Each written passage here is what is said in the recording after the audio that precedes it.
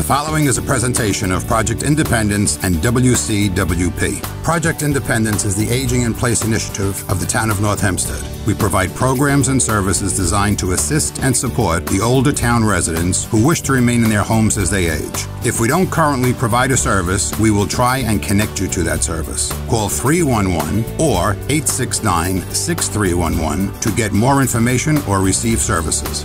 Welcome to Project Independence and You. And welcome to Project Independence and You right here at Senior Talk Radio, WCWP.org, and 88.1 FM on your radio. Also, if you want to listen, you can download the app, WCWP Radio, and tune right in. My name is Rebecca Miller, and I am your guest host today and also guest.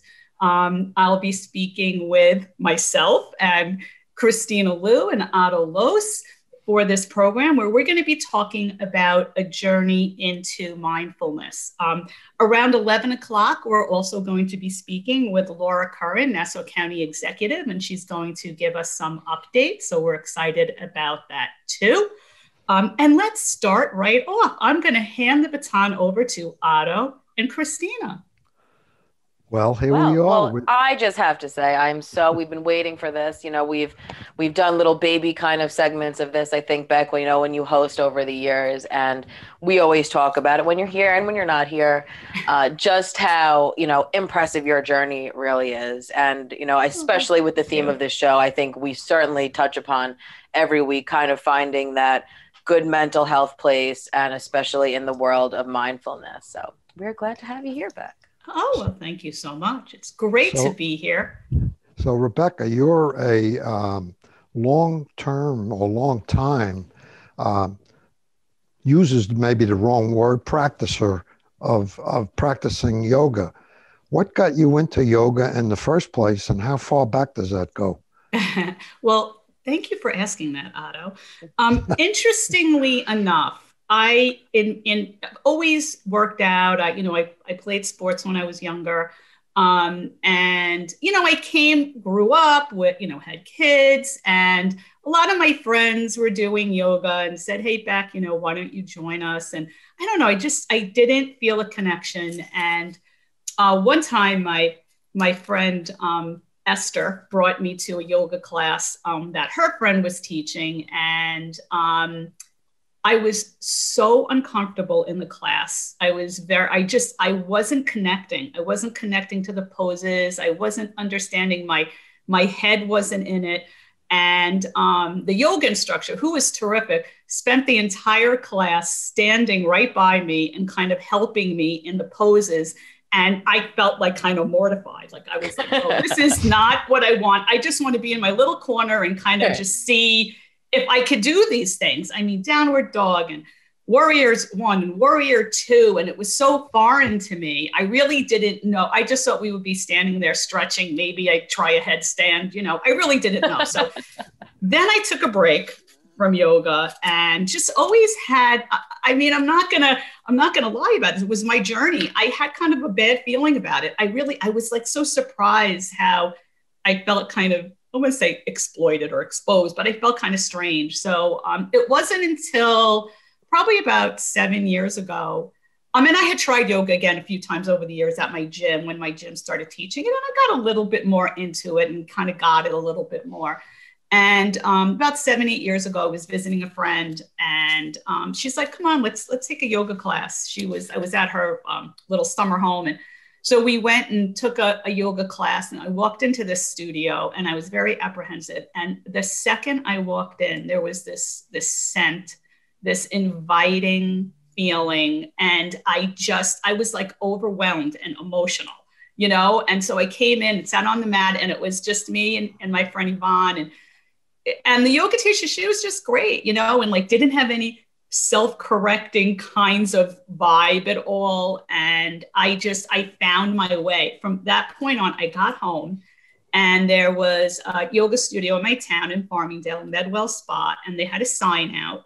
It was like, for whatever it cost a month for yoga classes. I went in, and I have been there ever since, and I currently teach there.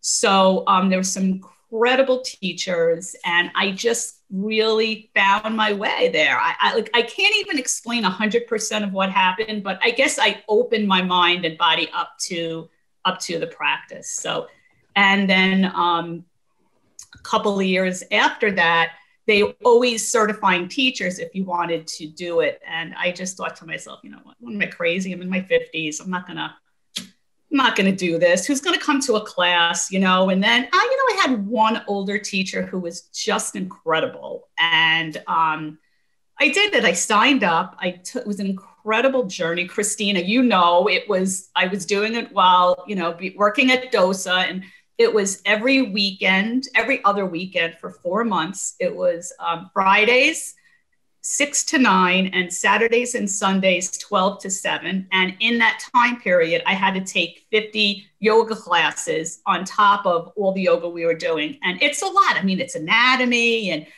it's like a master's level class, and you have to, become, then I became certified, and I started teaching at Medwell, and I'm still teaching at Medwell Spa in Farmingdale, which is wonderful. And, over COVID, they went on like Facebook Live, and we did classes that way, which were free, and back to in-person classes. And I've also taught at some gyms and a dance studio. So, and most importantly, she teaches for Project Independence and is featured all over North Hempstead TV. As well, which I think is it's great. She's got all these little hats she pulled in, so it's great to have a yoga instructor in our department. You know what? I'm sorry, but you said in the beginning, the first times you went around, to me, there's a perception by some people who are not involved with yoga necessarily that it's quite complicated. Like you used the terms you didn't know, warrior, and there are all kinds of other terms that seem to come into the equation. And there's a large variety of different kinds of yoga from what I understand. I am not a yoga practicer, but I am a believer in doing anything that helps your mind and your body, frankly, function better without being like, you don't have to be a Hercules or, absolutely. You want to be mobile and you want to have a clear head and be able to enjoy things. And anything that helps you do that, I'm a fan of. Whatever it may be for you, I think it's personal for everybody. But how do you simplify yoga? How do you well, yoga is, we talked a little bit about this too, Otto, before the show. Yoga is a practice. It's not bowling. You're not keeping current score after every time you roll the ball down the alley. It's not football. There's no lines. There's no field goals. Well, actually, there is a field goal pose, so I can't say that. So it's a personal practice. And the most important thing about practicing yoga, well, there's a lot of important things, but is to listen to your own body and listen to your body's limits from day one. Limits are not a bad thing. Knowing what they are, and, kind of following and knowing what you can do. And then, we do come deeper into poses, and we use the word, we guide ourselves into the poses. We don't force ourselves into the poses, but, it's really about understanding that when you come to the mat, when you come to a yoga class, it's a personal practice. So,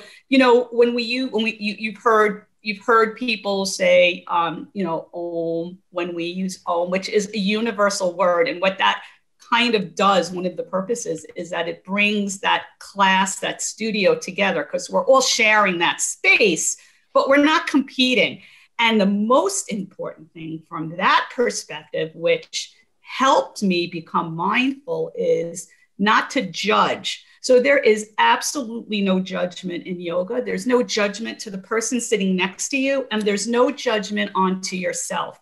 And that is primary when you're moving into yoga, and also when you're moving into mindfulness. If all you're doing is kind of, being critical of yourself or being critical of other people, of course not outwardly. We all, like I would, if you look at someone on a mat and you may say, what are they doing here? Like, why are they even here? I mean, they're so fit, they don't need to be here. I mean, so you have that, or you have someone who's, in really bad shape, and you're kind of thinking, oh well, why is that person here? Why is he here? So you have to kind of let go of it and just kind of focus on the reason that you came to yoga is for yourself, because you're not coming to yoga to join a team. Even though you will find camaraderie and friendship, I mean, there's no way you won't. So it's a personal practice, Otto, and it's really to gain knowledge and, kind of just find your own way of doing yoga. Well, you used the word poses, all right. My understanding from talking to a family member who practices yoga, that there are some basic poses that apply, maybe a handful of basic poses. I'm simplifying it, but when you say poses, what are we talking about? I mean, are there like these, my images, these are like mechanical ways you hold your arm or you do something or other. Right. What, Okay, so there's hundreds of yoga poses. When you teach a class, the class name, like if you're teaching, a hatha class. A hatha class is where you're coming into poses and you're holding the poses for a certain amount of time. Then a vinyasa class is when you move through a flow. You're flowing through your poses. So to get to the basics of poses, every pose in yoga, every single pose, whether it is the most restful pose or, a really guided pose where you're reaching and reaching, getting deep into the pose, every pose in yoga, every part of the body always has an action from your toe right up to your head. Whether that action is restful, like we have a pose, where we come into child's pose. That is a restful pose that a lot of people will come into if during class they're feeling they need to rest. But you're coming down, you're seated on your heels, your hands are in front of you on the mat. So your arms are engaged, they're reaching in front of you. You're trying to get your seat closer to your heels. The upper body is trying to rest toward the upper part of the legs. You're breathing and, you're exhaling to release, to soften the body. And if you scan the body in any pose, you're going to notice the feet. Maybe the tops of feet are on the earth as you're seated on the tops of your heels. Your shins are on the mat. You might have a block. You might have something else. The forehead might be reaching toward the earth. So every part of the body has, an action, and it takes a long, long time to come into poses. I still today, I'll be doing poses that I've done, for years and years, but I'll notice that, hey, if I bring my shoulders back a little further, I'm getting a little deeper into the pose and I'm not feeling the same tension in my shoulders. So you're always kind of reaching a little bit deeper or retreating a little bit more. I think we have to take a break. We do. Right. So we will be right back with Rebecca Miller. Rebecca Miller. WCWP is your home for great music and great conversation. You'll find all that and more on WCWP.org. Listen live on the web, check out the lineup, subscribe to podcasts, and stay up to date on the latest station events. Get in touch with us and let us know if you like what you're hearing. And find out how you can support or get involved at the only community public radio station serving Nassau's North Shore. Plus, sign up to get a free bumper sticker. It's all online at WCWP.org. And welcome back to Project Independence and You here at WCWP.org. And Otto Los and Kristina Liu and I have been talking about a journey into mindfulness. And we're starting out talking a little bit about yoga. And Otto's had some really, really great questions that I think a lot of people have who, are curious about yoga or have always been curious about yoga, but haven't attempted it yet. So Otto, by the end, I do expect you to take one of my classes. Uh-oh. That's right. Lock it in. You too, Kristina. That's right. The first problem I would have is I saw you sit on the mat with your legs crossed underneath you kind of thing? Yes. Now, that could be a problem. I'm pretty agile, Yes. but maybe getting down is okay. Getting up might be an issue.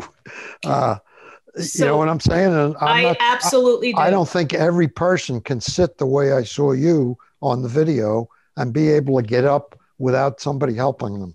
Right. Okay. So that's a great point. And I think that I have a lot of good answers for that. I think a lot of people are hesitant to taking yoga because they're like, there's no way I'm doing that. So if you're able to get down on the mat, likely you're able to get up. So there's a couple of different options. First of all, we start out, and most men too have very tight hamstrings.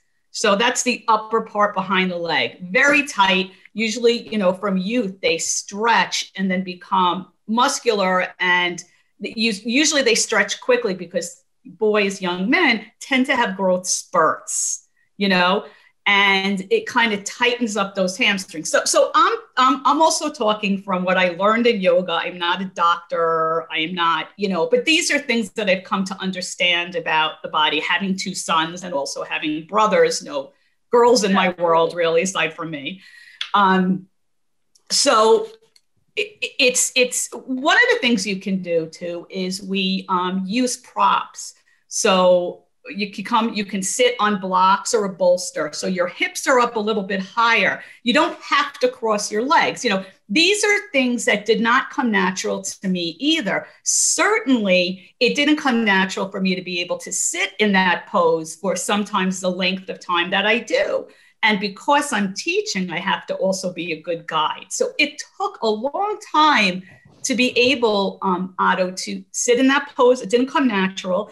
And there's also classes like chair yoga where you can start out. You can take a chair yoga class and you could do pretty much every single pose on the chair. And some people take chair yoga and just use the chair as a guide because maybe there's like a lot of poses they can do standing. But like you, especially in the beginning, seated on the mat is not something you're comfortable with because you're kind of concerned about getting up. But if you want to try it and you have a chair nearby, you can use that chair. Just make sure it's sturdy. And not on wheels, right? We don't want them on wheels. Not on wheels, certainly not on wheels, and absolutely sturdy. And another thing is, if you are practicing, especially if you're online on Zoom, you're practicing for the first time, you're going to be using a chair, you're going to be using a thing. Especially if you're alone, make sure someone knows that you're practicing yoga. Make sure, because we do North Hempstead television yoga too. And it's just always a good thing to let someone know that you are practicing. I don't think anything will ever happen, but that goes for any kind of thing that you're doing, any kind of activity. I would too, I fall at least twice a year doing the simplest of things. And, so you just want to make people aware. But there's a lot of different ways to practice yoga, especially. I think that's what's the important thing, and, as I sit here and listen, and I think that that's really the message to people who are listening, who are watching, because like we said, you'll see things of yoga and you'll see people in these poses and you'll be like, well, there's no way I can do any of that. You immediately, your brain gets turned off. And even you describing your journey is, you're uncomfortable, like you're in this class, and everyone I think can relate to that feeling of, I don't know what I'm doing. I'm going to be judged. It's like, so you get like all this pressure. And really the point is to be in your head and, and experience it kind of yourself. And I think that that's the cool thing about yoga is you just describing that it's not this, in a box kind of thing, the fact that you could kind of choose what makes you more comfortable in doing these poses, and building your way up to whatever, you want to do, I think is really an important message for everyone to get, because I know everyone out there has these different, views of what, yoga looks like to them. So, well, what are your goals? I think is, are your goals to be flexible and mobile? Are your goals to strengthen muscles so you can lift 200 pounds? Or are you just doing this to relax and get your mind in a better place? Maybe all of those things. I don't know. I think it depends on each person. Right, exactly. I do exercise. I do my own. It's not yoga, but I do bands and dumbbells and stretching, this kind of stuff. Perfect. And the whole idea for me, and I only do like 15, 20 minutes, but to me, the whole thing is I want to maintain mobility. I want to be able to open up a box if I have to open it. I want to be able to lift something that's not 300 pounds, but I want to at least be able to lift a box that weighs 30 pounds or whatever. I think everybody has to have goals. And frankly, most people who are getting older should have some of those goals because it's important to help you during the aging process to have some mobility, because without that and your mind, you really have a problem. Right. And you know what the wonderful thing about this is too, Otto? I mean, I talk to John a lot, John Ryan, about you're never too old to start something, right? Like, I mean, I became a yoga teacher in my 50s, and I feel like I'm doing better, like understanding my limits too. I mean, that's just one thing. I'm not, you talked about goals. I don't have unrealistic goals. I'm going to like stay within my own practice and understand my body and how my body feels, and important how I feel after class. So you want to stay within your limits. However, it doesn't mean that you shouldn't try to foster something new or reach a little deeper. I mean, I do that too. Every day is very different. I mean, I don't know about you, Otto, but there are days I am on it. I mean, I'm teaching this class and breath work is good and the class is into it. And there are days I go there and I have to push through where I'm not kind of getting as deep in a pose as I usually do, but I don't push myself. I'm like, okay, my body's telling me something. I just come right back.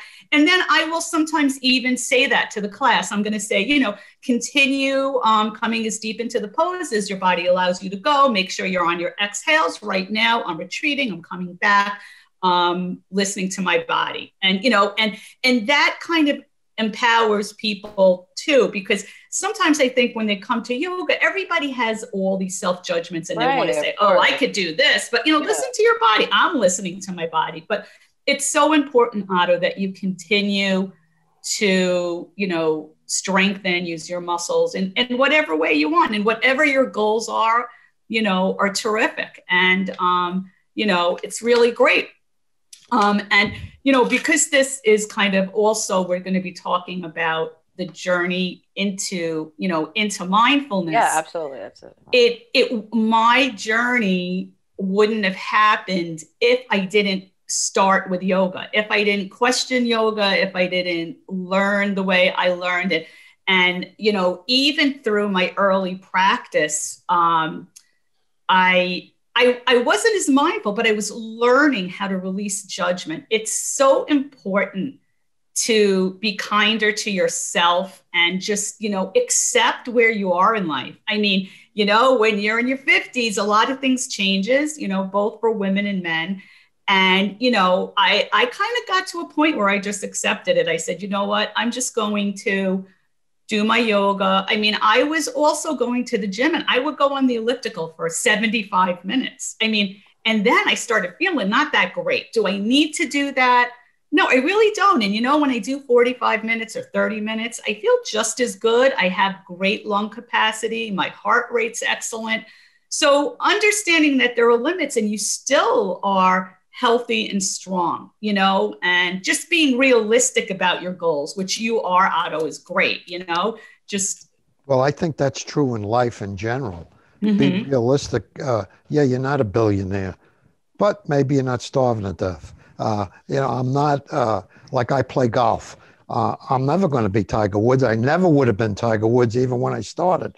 I used to tell people if I played golf 7 days a week with an instructor every day, I would never come even close to being a professional golfer.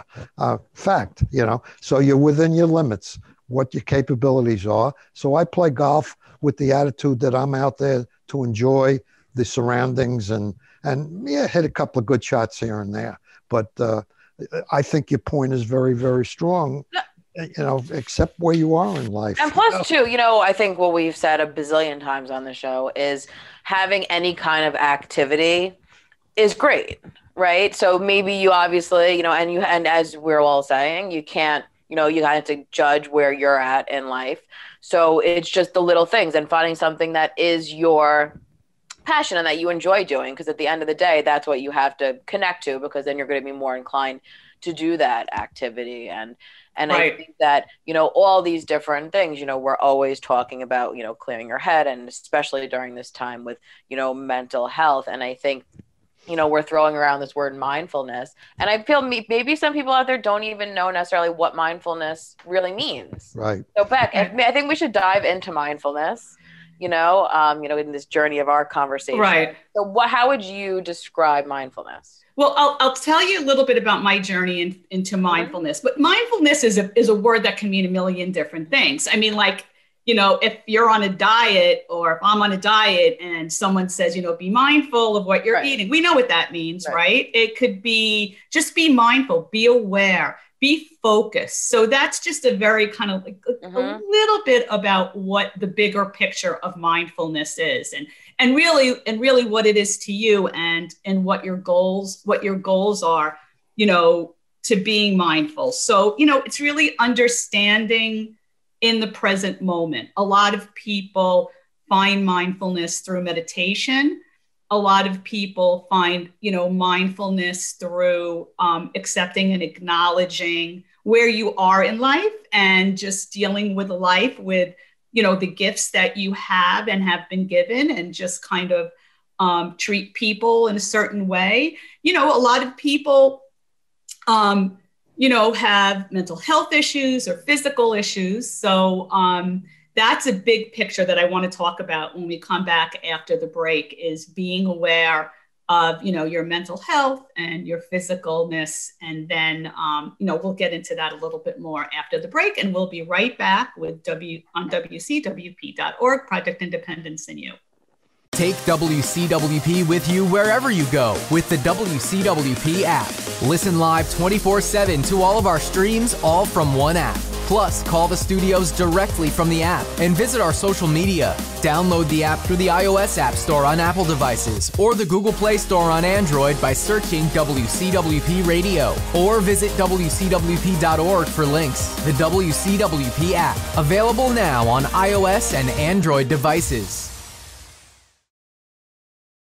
So welcome back to Project Independence in You. I'm Rebecca Miller. I'm your guest host for today, and also hosting, also the guest, talking about mindfulness and my journey and other people's journeys into mindfulness. So during the break, Otto, as always, had a really great, I want to say, scenario for mindfulness. Well, to me, I had an image, frankly, until I started reading a little more into this myself, that mindfulness was like a meditation kind of thing. Like you sit there and you get mindful of what's going on around you. Maybe that's a form of, but yes, it actually applies to sometimes when you're reading a book, let's say, you're kind of drifting through the book and you don't even know what you read. You're not there. You're not mindful of the book, or you're not mindful of the family tree thing you're working on, or pick anything you want. And you're not in the zone, if you will. Right. And I think that to be conscious of the fact that that's what mindfulness is may lead you to more constantly focus on what you're doing. And that could frankly include something like walking down a flight of stairs. Yes. Be mindful of the fact that you are walking down that flight of stairs, because you are liable to fall otherwise. And I think that it's so important with, what you're saying, because like we said, this mindfulness category is so big, but I think too, in this society, it's even more important to strive to figure out mindfulness, because our brains are constantly on 10,000 different things at one time. I mean, there's so much overstimulation. I look at little kids now. I couldn't even imagine being like a little kid now with all this stuff, and then, then I look at, my mom, whose brain has 5,000 thoughts going on at one time, and I think that you're so right, Otto, because so much of your time is just, you're never fully present or focusing on anything half the time. You don't even realize it until you step back and say, oh my God, I'm just doing all these things, but not even really processing anything that's going on. So it's so easy to get yourself in this caught up, headspace. And it was funny because I wish I could play the video for you. My friend, we had a little cake for her daughter's birthday, and her daughter was having, she's got some little anxiety issues going on. And so it was like, created a bit of a, crazy situation. And my friend sent me a video. She said the only thing that made her laugh was my face during this whole ordeal, because my body looks very calm, but my eyes are going like scanning the area like Terminator at every single person to see like what everyone's reaction is and how to like make it better. And I was like, well, this is a perfect example of what like goes on inside my brain, and it was, and I think like it's that, it's a funny thing to laugh at, but I mean that I wasn't even consciously aware of. And I think that that's why these things this topic is so important. I've been looking forward to it because it's just finding for you how to, kind of get into this mindfulness headspace, right. Is so important. Instead of just drifting. Yeah, absolutely. And Otto, one of the things that you said just really kind of connected to something with yoga.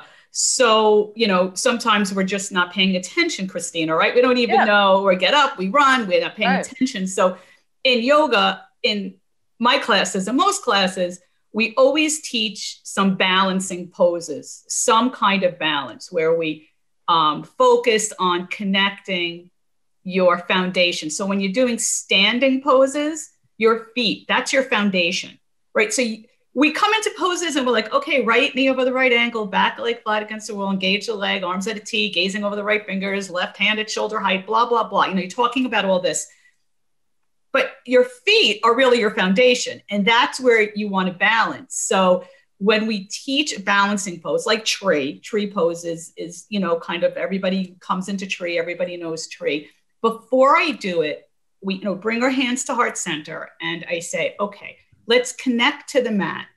Roll onto the balls of your feet, then slowly roll back onto your heels. Notice what the mat feels like underneath your feet. We're usually barefoot, feel the mat. Just kind of connect the feet. And when you come into the pose, pay attention to your foundation. So a lot of people who take yoga or even go to physical therapy will say things like, oh, I was thinking about your balancing and I got up fine and I paid attention to my feet and I didn't just like get up to answer the phone without thinking, because people trip and fall and that. So really being aware. So what happens, I think the connection with yoga and mindfulness is it kind of happens automatically because I'm a little bit of a klutz. I've been known to fall, but I really pay attention to my foundation, my feet when I get up. I'm mindful when I get up, and get out of cars and, I pay attention. So, that's where being mindful and yoga kind of connects to like every day or any kind of, physical therapy. Here's a different thought on that whole thing. I've always had the skill to do a power nap ever since I can remember. Me too, to the point where when I was in the Navy doing guard duty one night at 12 o'clock with a fake rifle, guarding a scrub house, which we use for laundry, I was standing there and I actually fell asleep on my feet with no problem whatsoever until the officer day came along and kicked my fake rifle out from under me and asked me what the general orders were, one of which was don't fall asleep on your post. But that's not where I'm going with this whole thing. Where I'm going with this is even things like, if you think about being mindful, like I'll put my feet up on this desk and I will be mindful of the fact that I will block out everything and I'll conk out for 15 minutes. I'll put the timer on so I do get up. But even applying it to something that you think is, like taking a nap, if you're really conscious of the fact that you want to block everything out, you have to focus on that. It doesn't happen by itself. Right. You have to tell your mind, stop. Yeah. Right. I may be stretching it a little bit there. No, I think that's but it's not though. I mean, because listen, how many studies have I read about even, we're talking sleep, the fact that sleep is so poor, you think you're sleeping, oh yes, I went to sleep, but I mean, the fact of like, what actual decent sleep you've had. I mean, there's all kinds of apps and devices that can track your sleeping patterns, but I think that that's the problem, is turning off that brain, I mean, so really, I think it does apply certainly to that. Yeah. It's so important too that you connect with your, of course, your physical health, your emotional health too, whenever you're starting something new. So Otto, it's interesting. I'm glad that your body is kind of trained to come into a pose that's for sleep instead of just saying, hey, I fall asleep when I'm driving or something like that. So you are mindful of when you need to take that nap. It's time for, let me take a quick nap here. Yeah. You get into a safe, comfortable position for that nap, which is really great. So, I mean, that's a form of being mindful, but to really kind of, I want to say, look at this journey of mindfulness. I'm just going to talk a little bit about my journey. Yeah. And just so, because I think people will really be able to relate, because there's a lot of people that just say, I can't meditate. I'll never be able to meditate. Forget about mindfulness. Yeah. I'm lucky if I can exercise. Sound like, oh God, like you really have to commit to it, Right. Like but it really is something personal for you. Mm-hmm. So 2018 was a very bad year for me and my family. And a lot of things happened that were just like tragic. I lost my father suddenly after a very quick illness. None of us were prepared. Very strong, active, physical man his whole life, just idolized in that way. He suddenly died a few months after a quick illness. Right after that, his sister, my aunt, passed away. She was even older than him, and she had an illness too that no one would have normally survived, and she lasted 7 years. So that was, devastating. And then my cousin, who was my age, passed away. It was just unbelievable. We were the same age, and it was really a very difficult, clearly very difficult.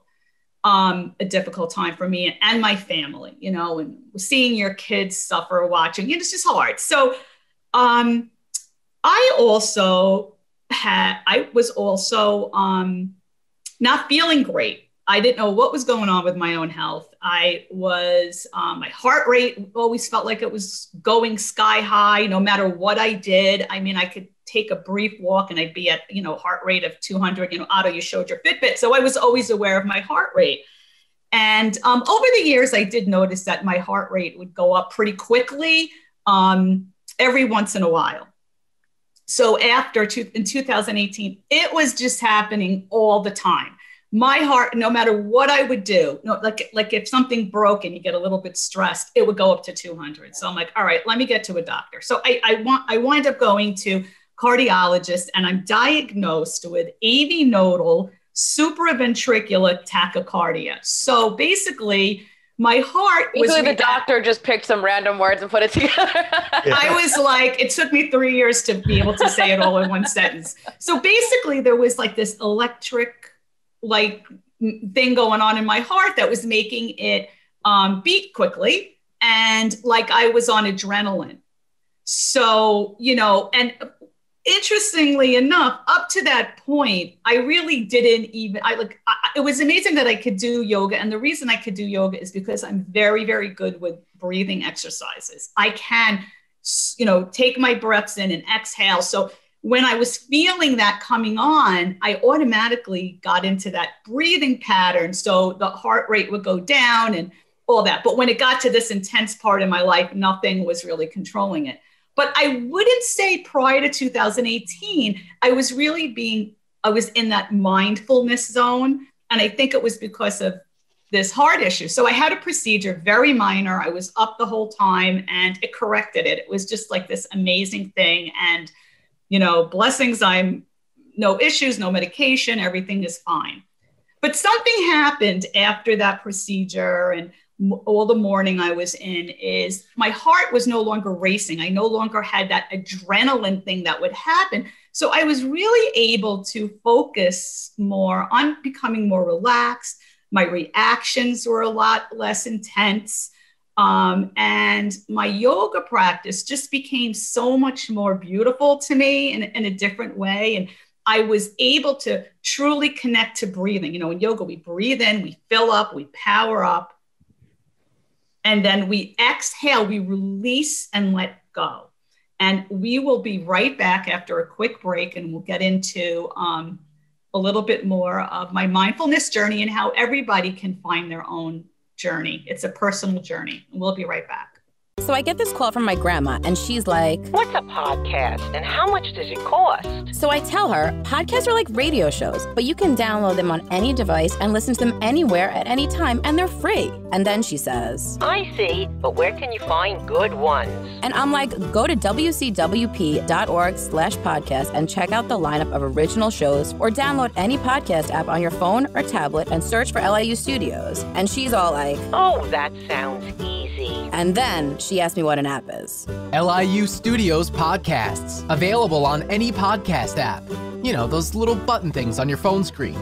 Just ask your grandkids. So welcome back to Project Independence in You. We've been talking with Kristina Liu and Otto Los and myself, Rebecca Miller, about mindfulness and a journey into mindfulness. And it's been really, I think, rewarding. And right before the break, I was just talking a little bit about my particular journey into mindfulness, just as an example, because everybody's journey is different. Otto, we were talking, Otto has done a lot of research, as he always does. And there's a lot of different ways of practicing mindfulness. And some people say there's 4 steps. Some say there's 11. I just did a quick search on the internet yesterday, and there's books on it. But it really is, what does it mean to you and what's your goal with it?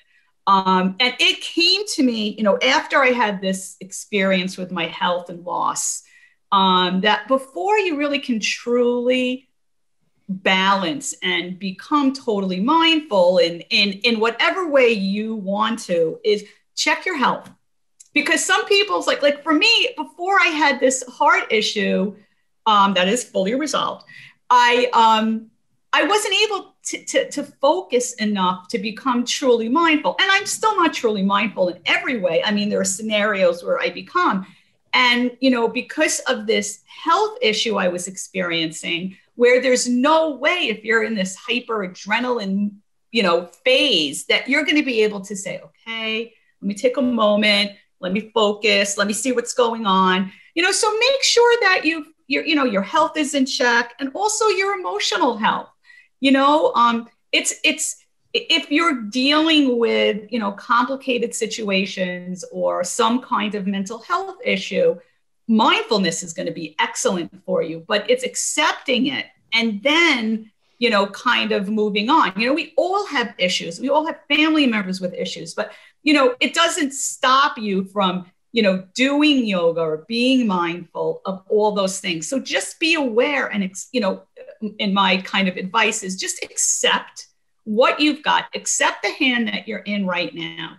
Kristina, we're talking about breathing. One of the things that always comes to mind when we kind of connect with, breath work really does work. Yeah, we breathe all the time. We get that. But I always think about, my kids, right? When they were younger and doing something. And I always this is before I even practice yoga. And I would say, okay, take a deep breath, right? How many times have you said that to yourself? That's the thing, yeah. And let it go. And then you're okay. So you're really practicing that breath work. So you know that it works. We've all done it.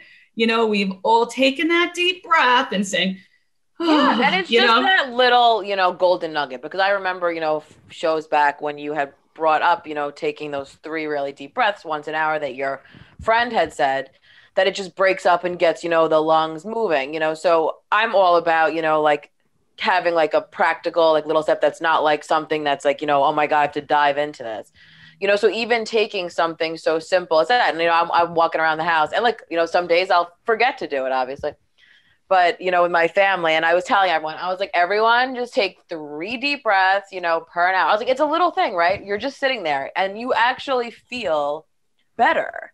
And I think it's so important. And, what you're saying back too is not to get so overwhelmed with the concepts. And obviously, everyone's talking about Googling mindfulness and you see all these, things. Right. Well, without realizing it, I believe I've been practicing mindfulness, and I'll give you an example. Yeah.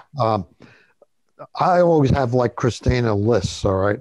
And these are to-do lists, or they may include issues, they may include opportunities, they may include whatever you want to include. And then every now and then, I feel like I'm not mindful. All right. And I have to take the time to sit back, check this list out in a nice, quiet environment somewhere, and figure out what to focus on. Yeah. And I think you actually have to work at that all the time. I think it's ongoing. I don't think anybody I was just going to say it's ongoing. Is born with a mindfulness tattoo on their arm, and they just hit the button by that tattoo and everything works. That would be great. If you guys could find that for me, let me know. So without knowing it, I think for all my life almost, I've been practicing mindfulness, because a lot of times what happens is I wind up, I'm saying, oh man, I got 800 things to do in my mind, all right? And maybe when you really look at them, 789 of them are really a waste of time, but you think they're important. So you go and you look through this list and you say, okay, I got to be mindful of what's important to focus on. And, I think it's just an ongoing process that your mind goes through every day. And I think it has, ebb and flows, and we talk, in this mindfulness world, like all the time on this show, to different degrees. And I think that's what the important thing. It's not like, okay, great, I'm mindful today, I'm going to be mindful for the rest of my life, and I think it's, even Beck was saying, sometimes some days, you got good days and bad days, right? You're like hyper aware of doing these things and you get in it. But I think that's what everyone should realize and accept, because you're not allowed to be, upbeat and positive and sunshiny 24/7, or, mindful and hyper aware of, everything. And I think that's important, because it's showing, you don't have to just know it all at the time, and kind of just let it flow and accept, all right, cool. Accepting the hand you're kind of dealt, as Beck was saying, is something that I think is important, because so much of our time is spent, thinking like, oh God, why am I in this? And if once, listen, it's that saying, acceptance, is like the key. Right. It's acceptance. And I think it's also important. We hear this a lot, I know, but it is really true. Be kind to yourself. Don't punish yourself. We all did things. We have past, we have mistakes that we made, things we wish we didn't do. But, the only thing you can't change is the past. But you can go forward. You can accept and move on. And we all are good people, and just be kind to yourself. It's so freeing, and I know for a lot of people, there are people that we're mad at, maybe we haven't talked to, and maybe they have done you wrong. I mean, there are people that have, and when you forgive someone, you're forgiving someone for yourself, not for them. So just because you forgive someone, it could be somebody who's even passed on, or someone you're not going to talk to.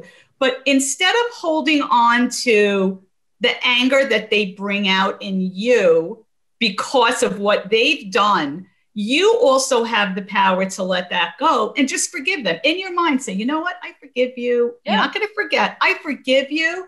And I'm moving on. So, in a way, that is a way you can change the past. So remember, forgiveness is something that you do for yourself. That concept, I'm sorry, but that concept I have preached to people in my business life over the years.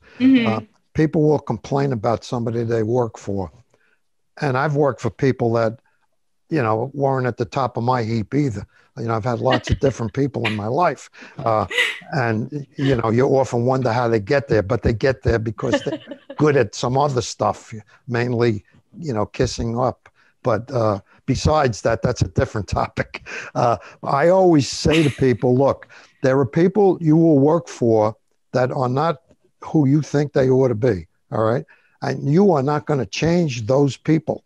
The only thing you will change is your attitude. Your response to it. And you have any control over That's is right. your attitude toward those people. And if you're at the point where you can't do that and you're going to allow yourself to be miserable all the time, then it is time to move on. But otherwise, you will never change that person. So get to the fact that you are the one who has to change. You have to approach that person with a different attitude. Yeah, And if you can't do that, and that's true, forget about business. It could be relationships in any general. relationships. Of course. I mean, Of it's course. magnified sometimes in the business world because you have to be working for somebody maybe every day, so it could be an issue. So work on that or move on. You got no choice, really. Yeah. It's, it's just very interesting how we all have, the same, I want to say the same issues, but, the same way that we think and feel. And, there are ways, there are so many ways of moving forward, and just kind of being kinder to yourself and, looking at this mindfulness journey as a gift that you're giving yourself. I'm going to be mindful, and whatever that means to you, there are certainly mindfulness meditative programs that you can do and follow.